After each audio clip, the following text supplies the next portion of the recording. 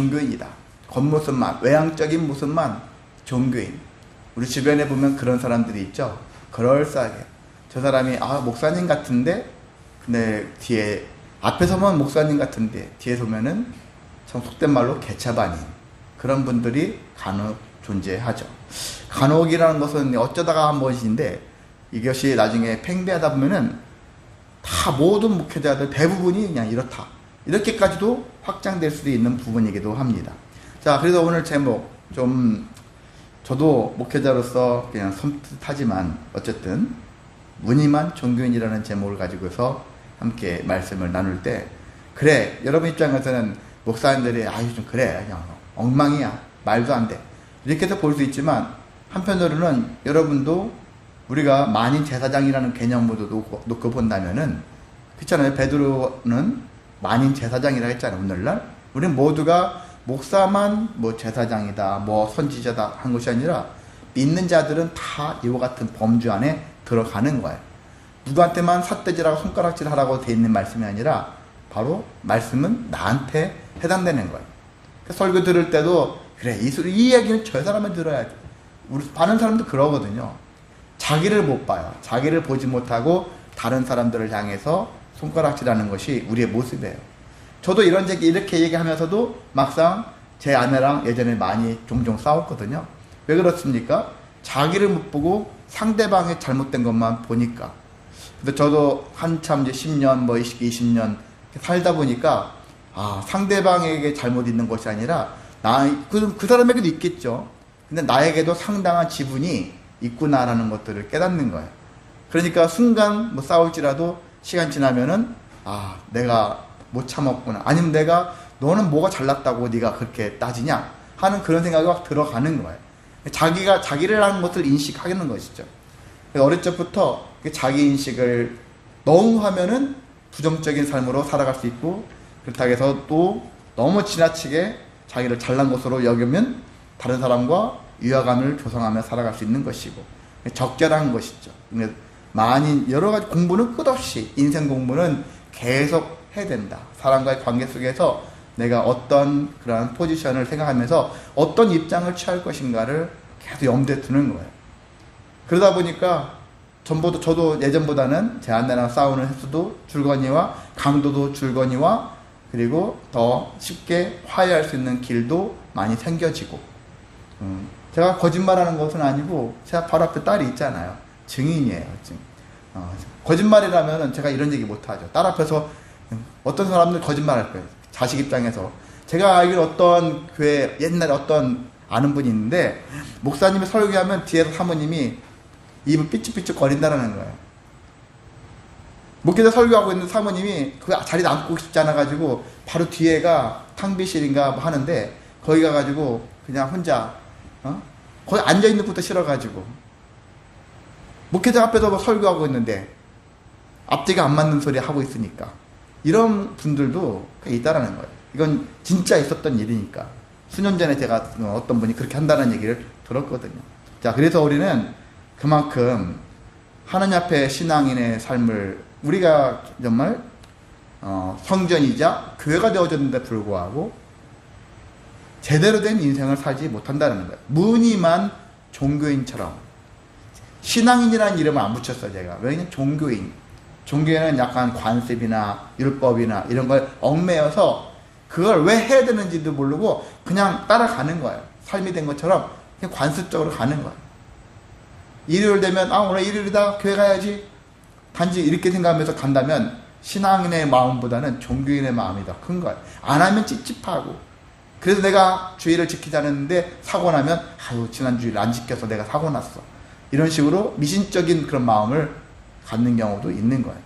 물론 그런 마음을 갖는 것도 귀하죠. 그래, 다음부터는 내가 교회를 빠지지 말아야지, 이렇게 품게 되어지는 것도 하나님의 주신 마음일 수도 있으니까 함부로 재단할 수는 없지만은, 근데 이런 것으로 인해서 종교인의 마음가짐으로 살면 안 된다는 얘기죠. 자, 우리는 그래서 생각해 보세요. 자녀 문제가 생겼어요. 자녀에게 문제가 생겼습니다. 자녀가 막 탈선하고 그래요. 그럼 우리는 뭐라고 합니까? 모든 사람 다 알아. 누구 문제다? 부모 문제다라는 다 얘기 다 해요. 자녀가 탈선하는 행위는 부모 문제다. 부모가 가장 큰 원인이다. 누구나 다 아는데도 불구하고 실제 탈선하는 일들은 계속 많아지고 있어요. 탈선하고 있는 자녀의 부모가 자기도 알아요. 그런데도 불구하고 자기는 자녀를 제대로 가르치고 있다. 제대로 양육하고 있다. 이렇게 주장을 하고 있어. 그러니까 그걸 인식을 못하는 거지. 내 탓이요라는 생각을 못해요. 사람들은 자기는 잘하고 있다 생각하는 것이죠. 마찬가지로 교회도 마찬가지죠. 교인들의 문제는 1차적인 것은 목회자 문제인 건 맞습니다. 목회자가 잘못 가르치는 거예요. 잘못된 것을 가르치는 거예요. 왜곡된 것을 가르치는 거예요. 성도들이 아무리 원한다 할지라도 진리가 그게 아니라면 그걸 물리칠 줄 알아야 되는 것이죠. 그렇지 않고 성도를 따라가는 거예요. 그래서 한 유명한 그런 얘기가 있어요. 미국의 어떤 대도시에 어떤 교회를 워싱턴 뭐 이런 데 가면은 정치인들이 많다 보니까 정치인들이 교회를 막 온대요.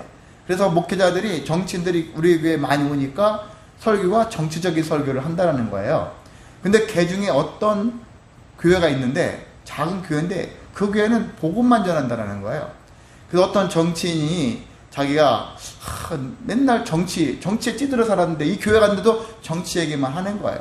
근데 왜 정치 설교를 합니까? 정치인들이 왔으니까 정치인들의 귀에 좀 듣기 좋을 만한 소리들을 골라가지고 막 하는 거예요. 근데 이제 그 정치인은 그래도 살아있어요. 깨어있어요. 나 이 소리 들으려고 교회 다니고 싶진 않은데, 말씀 듣고 싶지 않은데, 진짜 복음을 듣고 싶은데, 이런 마음을 품었던 거예요. 그래서 교회를 알아보는데, 어느 작은 교회가 있는데, 거기에는 진짜 오직 주님만 전하는 교회를 만난 거예요. 그래서 너무 좋아가지고, 와, 여기 진짜 복음을 내가 듣고 있구나. 너무 감사하다는 거예요. 근데 이 사람이 다음 주에 교회로 왔더니 설교가 바뀌었어요. 복음이 아니라 정치 설교로 바뀌었다는 거예요. 그래서 이 정치인이 실망했다는 얘기예요. 왜 지난주처럼 예수를 전하시지 왜 정치 설교를 하십니까? 했더니 정치인이 왔기 때문에 정치인을 입맛에 맞는 설교를 하려고. 바로 이와 같은 게 똑같아요. 가정에서 자녀들한테 이렇게 세상의 지도자라고 하는 사람들이 그 사람에게 맞추려다 보니까 맞추는 게 필요합니다. 표절을 하죠. 필요한 건데 맞추지 말아야 될 것까지 맞춰버리니까 문제가 되는 거예요. 진리의 말씀이 있는데 진리의 말씀을 왜곡시켜서라도 잘못된 걸 전하는 거예요. 지금도요, 유튜브 같은 거 보면은 정치와 관련된 거 안에서 계속 싸우고 있어요. 아직도. 어떤 분은 진실을 얘기해. 저같이 이렇게 강조하는 정치 관여하면 안 됩니다. 어떤 목회자가 막 설교한 거 했는데 거기에 댓글 보면은 실망스럽습니다. 그리고 막 댓글이 달려요. 나가서 소리를 해야 되지 않겠습니까? 옛날에 뭐 3.1 운동이니 뭐니 기독교인들 상당히 많은데 그 사람들은 뭡니까? 잠깐만, 독립운동하는 사람들 상당수가 기독교인인데 그건 나서야죠. 나설 땐 나서야 되죠.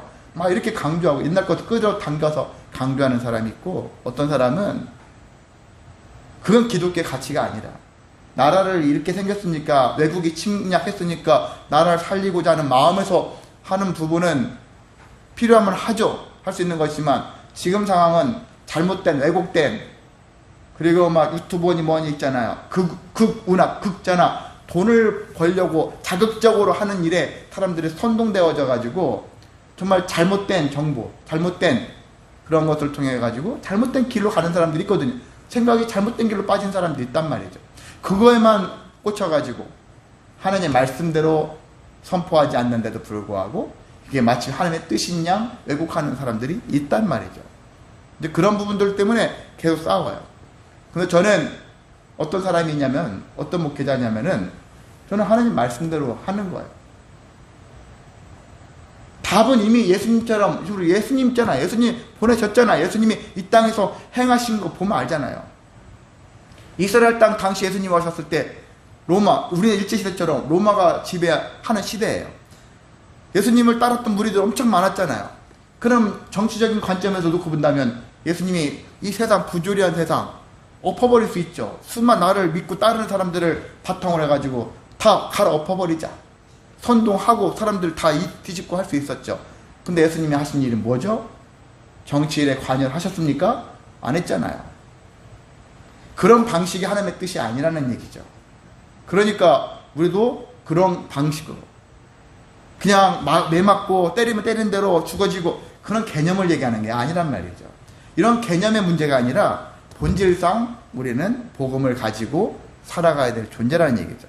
그런 것에 대한 기준들은 말씀이 있잖아요. 이미 주어진 말씀을 제대로 해석하고 그것을 적용하면 되는 건데 말씀을 덮고서 하는 거예요. 세상에 나가서 막 하자고 싸우자, 뭐 넘겨뜨리자, 죽여버리자 이렇게 강조하는 선포하는 집단들은 하나님 말씀을 말씀대로 하는 게 아니라 하나님 말씀을 덮어놓고 하는 거예요. 그게 잘못된 길로 가는 거거든요. 성도를 잘못된 길로 이끌어가는 것이죠. 그 문제가 거기서 출발하는 것입니다. 성도들이 원해서 목회자 응답하기 위해서 그렇게 하는 경우도 있겠지만은 어찌됐든 간에 모든 문제는 일단 가정에서는 부모의 문제, 그리고 세상에서는 각계 지도자들 꽤나 공부 꽤나 좀 했다가 하는 사람들의 그런 마인드가 이렇게 왜곡되어지면은 변질되면은 큰 문제를 야기시킨다라는 거예요.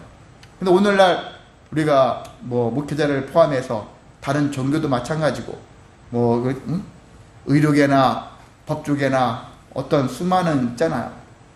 사람들이 이기적이에요. 개인적이고 더불어서 더 화평을 이루려고 하는 마인드보다는 각자 도생이라는 거죠. 각자 도생. 우리나라뿐만 아니라 전 세계 각자 도생이에요. 그러려면 어떻게 됩니까? 누군가한테 뺏기지 않으려고, 누군가를 뺏어서 내가 가지려고 이런 마인드로 살아가는 거예요.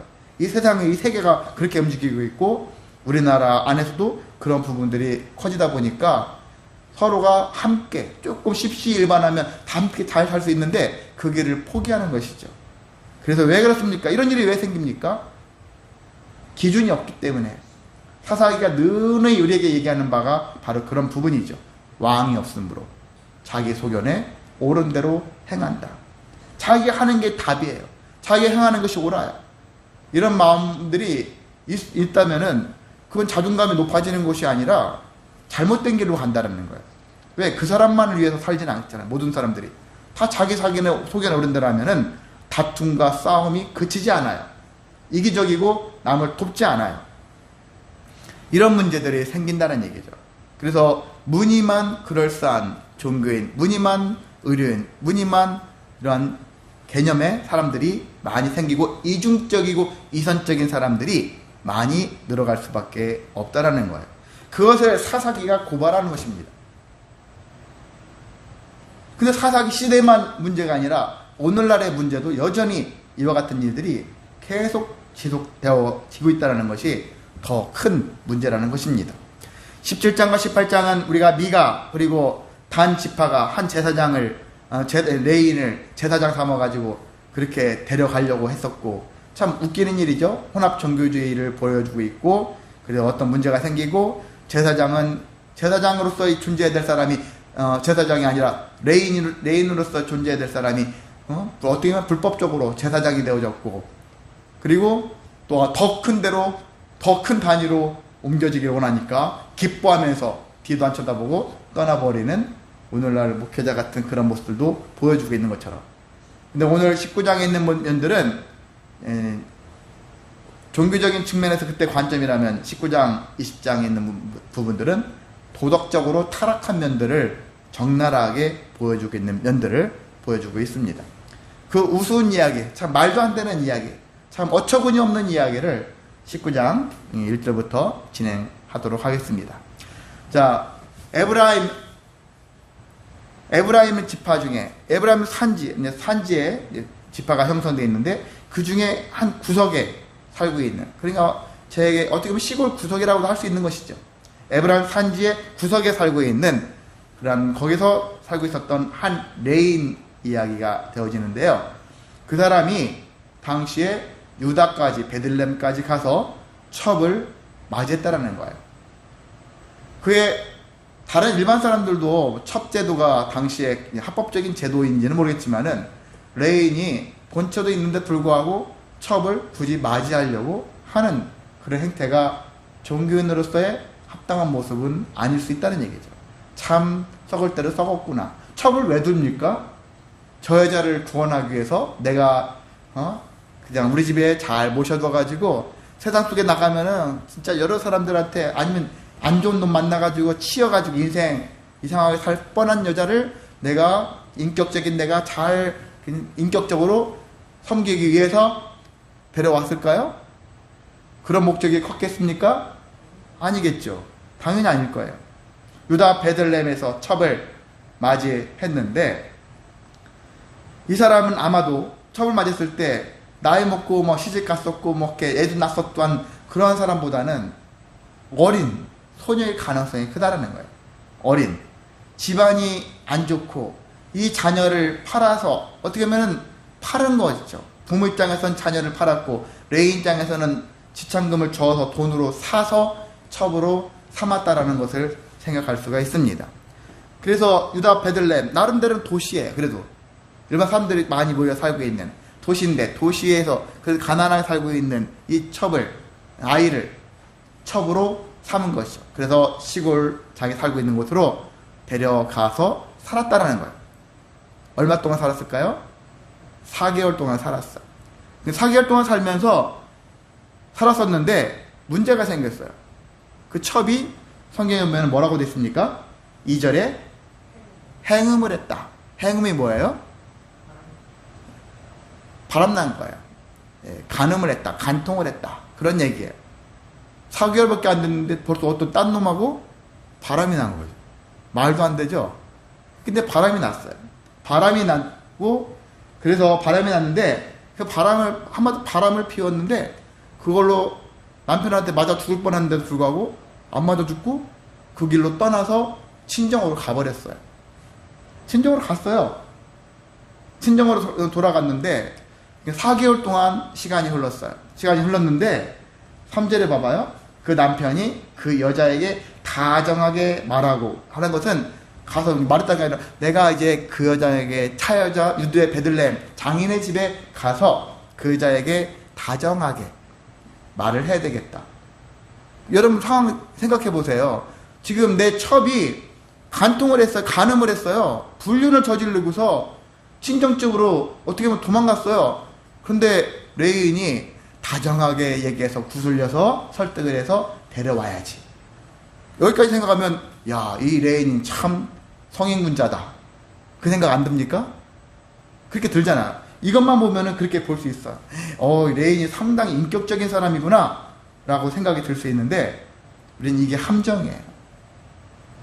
자, 남자가 다정하게 말해서 설득해서 구슬러서 데려온다라는 얘기는 이 여자가 행음을 한 이유를 그걸 왜 행음을 했을까에 대한 부분들을 다시 반대로 유추할 수가 있어요.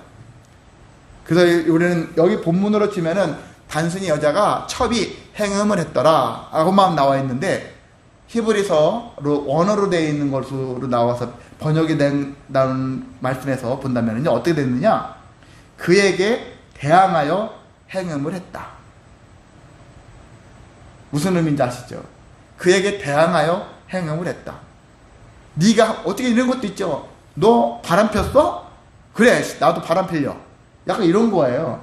네가 나쁜 짓 했어? 그래, 나도 나쁜 짓 할 거야. 이런 거예요. 너만 그래? 나도 할 거야. 이 첩 입장에서 너무나 이 남편인 레인이 괘씸한 거예요. 괘씸해가지고 본보기로 어떻게 보면 나쁜 방법을 택한 거죠. 행음을 해버린 거예요. 남편의 나에 대한 잘못된 일에 대항하여 행음을 한 거란 얘기죠. 정말 남편, 새로운 어떤 남자가 사랑에 빠져가지고 행음을 한 것이 아니라 남편이 내 눈에, 내 마음에 합당치 않은 뭔가를 나쁜 짓을 저지른 거예요. 그때 가장 큰 것은 또 다른 여자를 하고 불륜을 저지렀을 가능성이 크다는 얘기죠. 눈은 눈, 이는 이잖아요. 같은 걸로 보통 갚으려고 하지 않습니까? 이해되죠? 그런 관점에서. 그러니까 남편도 자기가 봤을 때 지가 잘못했거든, 먼저. 잘못하니까 그 자기가 잘못 안 했는데 이 여자가 첩이 행음을 했다면 당연히 율법대로 처단을 했었겠죠. 돌을 던져서 죽게 만든다든지 이런 방법을 취했을 것인데 그런 게 없어요. 가만히 다정하게 설득을 해서 다시 데려와야 되겠구나. 근데 이 여자를 굳이 왜 데려오려 합니까? 이 레인에게는 성욕이 강한 것이죠. 이 여자가 사랑스러워서 데려오려고 했겠습니까? 아니죠. 여전히 성적 욕구를 만족시키고자 하는 마음들이 더 크다는 얘기죠. 이첩에 대한 애정과 사랑이 있었다면, 이첩에 대한 인격적인 대우가 있었다면 다른 것을 안 했겠죠. 이첩을 염두에 두면서 자기가 더 신실하게 거룩하게 또한 충실하게 남편으로서 역할을 감당하며 살았겠죠. 근데 그렇지 않았다는 얘기죠. 그러니까 인간의 욕구대로 욕구에 더 집착해서 살아갔던 레인의 모습이었다라고 볼 수가 있는 것입니다. 사람을 사람답게 대하기보다는 자기의 욕구가 더 중요했다는 얘기죠. 그런 모습으로 이 레인이 삶을 살아가고 있었다는 얘기입니다. 자, 이 넉 달 후에 레인이 장인집으로 갔어요. 근데 어찌된 일인지 몰라도 그 첩이 먼저 남편이 온 것을 봤어요. 첩은 한편으로는 기뻤겠죠. 그래서 기뻤는지 슬펐는지 여기 표정 변화를 알 수는 없지만은 그것을 자기 아버지한테 사이가 왔다고 그렇게 얘기했는데 장인은 기뻐하면서 맞았다고 했어요. 기뻐했다.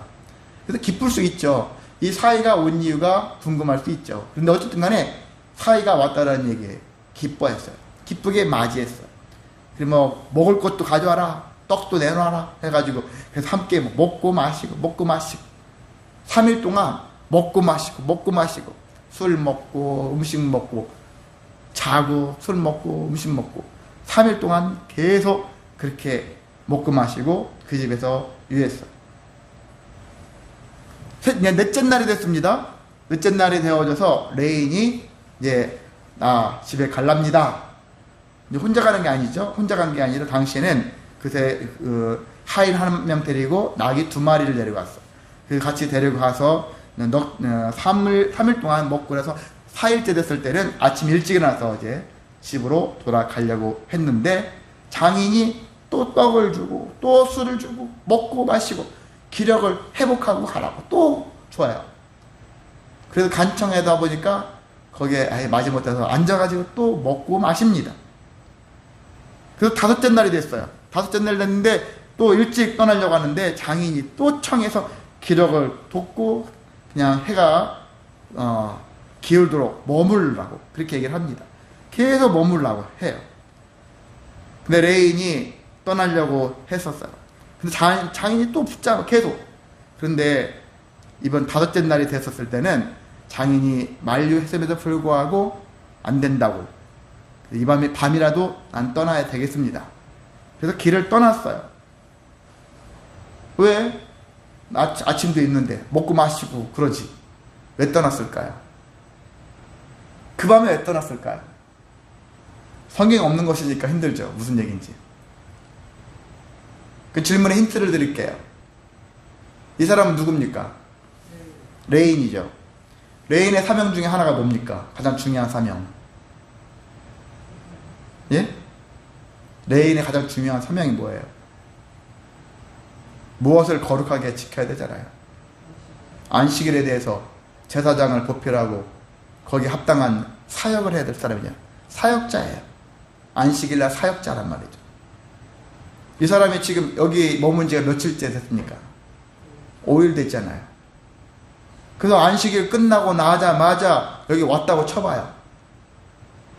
오늘 뭐 금요일, 주일날로 계산했을 때 지금 금요일 정도 됐어요. 내일이면 토요일이고 토요일이면 옛날 기준으로 찐다면 준비일이고 안식일을 위한 준비일이고 뭐고 안식일이 이제 코앞에 다가왔는데 더 이상 지체할 수가 없는 것이죠. 사역이 갑자기 생각난 거예요. 먹고 마시다 며칠째 먹고 마셨지만 문득 아이고 이제 안식이 다가오는데 이날 가야 되는데 엎어지면 코 닿을 때 있으면 걱정 안 하죠. 그런데 적어도 하룻밤 이상은 자고 와야 될 거리에 떨어져 있으니까 적어도 오늘은 이 밤에는 떠나야 되니까 마지노선 걸린 것이죠. 그러니까 이제라도 떠나야 된다. 그렇게 우기면서 장인이 아무리 말려도 사명이 문득 떠오르는 거야. 근데 사람이 이렇게 세상에 머물러 있으면은 시간 가는 줄 모른다. 세월 가는 줄 모른다. 옛날에 실제 그런 부분이 있다 하잖아요. 낚시를 너무 좋아하는데 주중에 낚시를 갔어요. 밤이고 낮이고 세월 가는지 모르고 낚시하다가 나중에 정신이 번쩍 들었는데 주일이라는 거예요. 주일날인지도 모르고 그날도 낚시를 하고 있었던 사람이 있었다는 얘기예요. 웃기지만은 진짜 웃기지 않은 일들이 있단 말이에요. 세상에서 계속 머물러 있으면은 세상 가는 줄 몰라요. 정말 자기의 중요한 사명을 잊어요. 이렇게 안타까운 일들이 과거에도 있고 오늘날에도 있고 미래에도 계속 존재한다는 것이 사실 안타깝습니다. 자, 늦게 출발했으니까 그만큼 마음이 조급하죠. 열심히 갔겠죠. 부지런히 갔겠죠. 부지런히 갔어도 밤새워서 집에까지 가기에는 어려웠어요. 그래서 여부스라는 지역에 갔는데, 여부스라는 곳은 어디냐? 옛날 예루살렘 다윗 이전에 여부스라는 동네지만 이제 다윗 이후에는 예루살렘이라는 곳으로 바뀌어졌지만은 여부스가 예루살렘까지는 갔어요. 갔는데 종이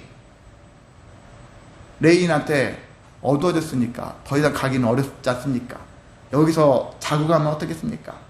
자기를 원했단 말이에요. 예루살렘에 들어가서 잤다가 자고 가자, 유숙하고 가자, 그렇게 했는데 레인이 거부합니다.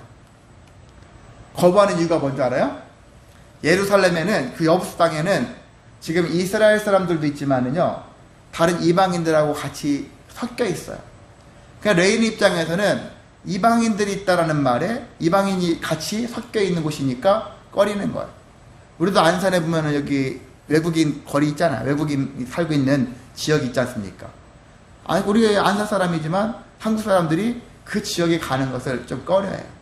타국인들이 같이 막 섞여 있으면은 좀 같이 있는 걸 싫어하잖아요.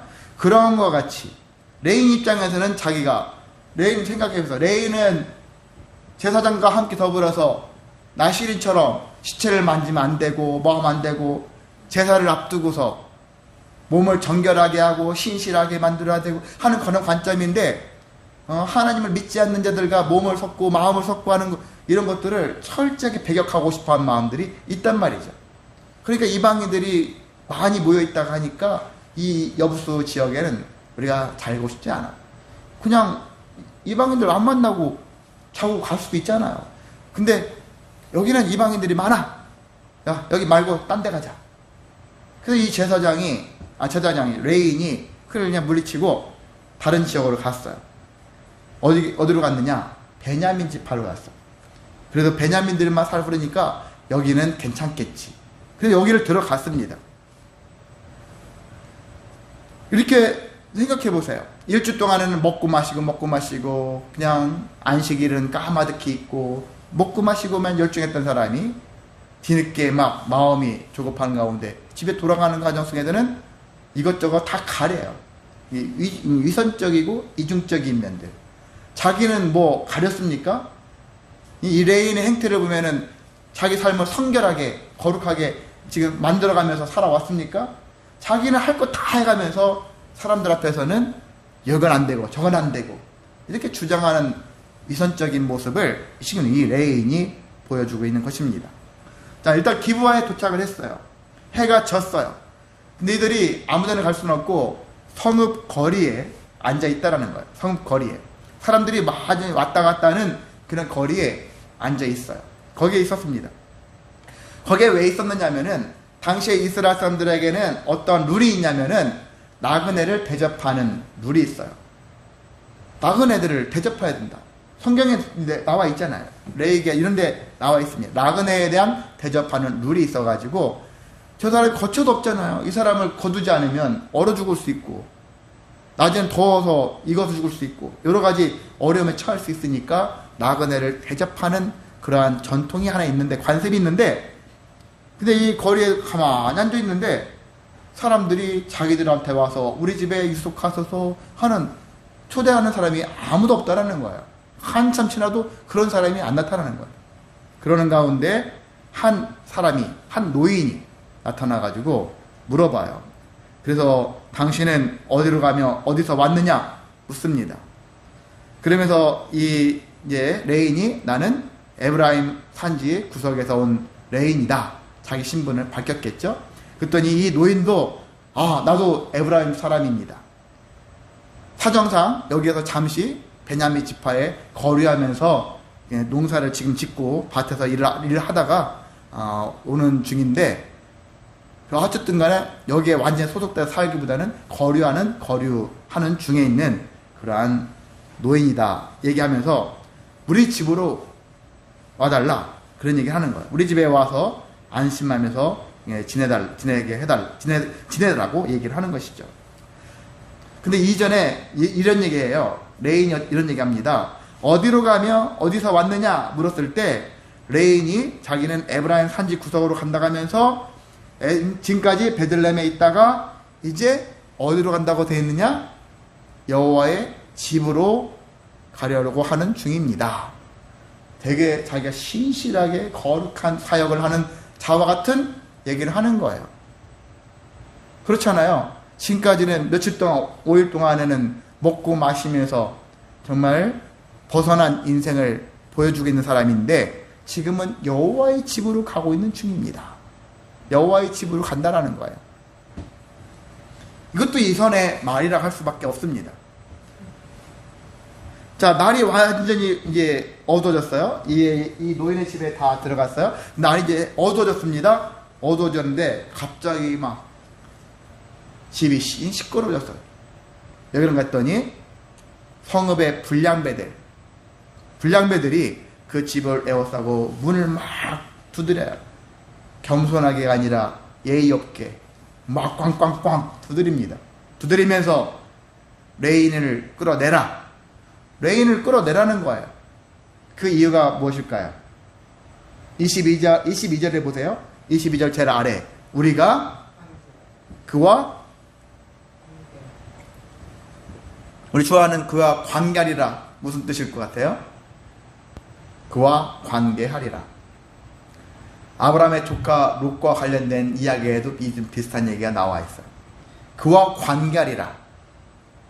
무슨 의미냐면은 그와 성관계를 가질 것이다 라는 얘기예요. 그러면 이 문을 두드린 불량배들은 여자들일까요? 남자들이죠. 남자들일 거예요. 그 한밤에 여자들이 여기저기 다니면서 어떤 남자를 보고서 막 정욕을 이렇게 마음의 심령이 뜨겁진 않을 거예요. 이 불량배들 남자들인데 레인을 끌어내라. 레인과 관계하겠다. 레인을 그러니까 동성애를 하겠다. 레인이 동성애라는 얘기는 아니에요. 이 사람들이 여자들을 시시해. 여자들을 싫어하고 남자와 남자의 성관계하는 것을 좋아하는 그런 부류가 된다는 얘기죠. 자, 레인을 끌어내라. 동성애를 하겠다. 그거 관계하겠다. 그렇게 얘기했는데 그러니까 노인 입장에서는 우리 집에 온 손님이고 그것도 다른 것도 아니고 레인은 하나님의 일을 하는 사람이잖아요. 하나님의 일을 하는 사람인데 하나님의 종인데 이 사람을 내어줄 수는 없는 것이죠. 다른 것은 몰라도 이 사람을 내어준다는 것은 너무나도 큰 죄를 범하는 것일 수 있다라는 생각이 들었던 것 같습니다. 그래서 그 대용으로 어떤 얘기를 했느냐, 이것도 참 무책임한 것이죠.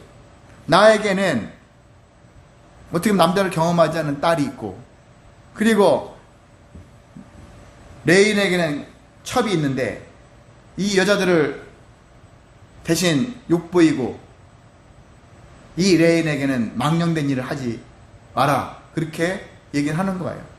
자기 딸이나 레인의 첩을 내어주겠다라는 거예요. 그런데도 불구하고 이 불량배들은 듣지 않았습니다. 오히려 레인에 듣지 않고 계속 레인을 내놔라. 그렇게 얘기한 것이죠.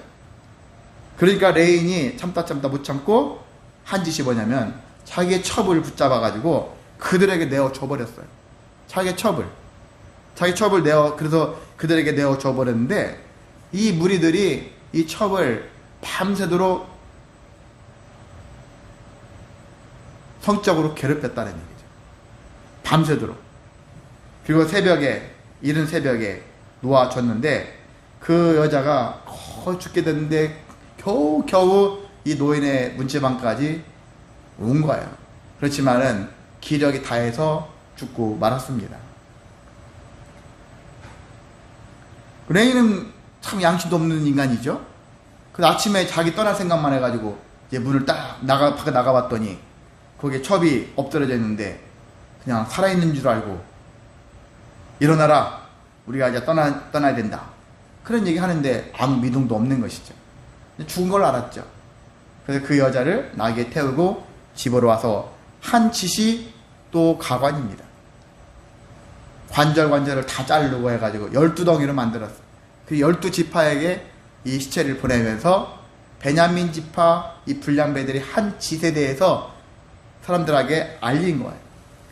그 사람들이 그 시체 덩어리를 보면서 30절에 한 말이 그래요. 오늘날까지 이런 일은 일어나지도 않았고 보지도 못했다.